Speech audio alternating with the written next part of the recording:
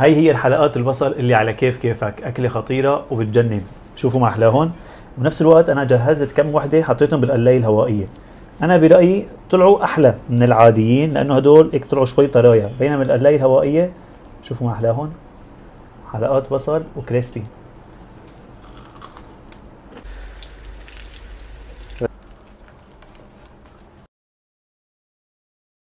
الأكلات اللي كتير سهلة وكتير طيبة وتجهيزها في البيت كمان هيك ممتع.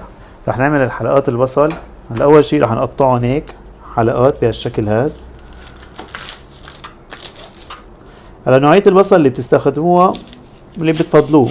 أنا ما بفضل البصل الأحمر تحديدا، ممكن الأبيض أو ممكن الأصفر بيعطينا نتيجة حلوة.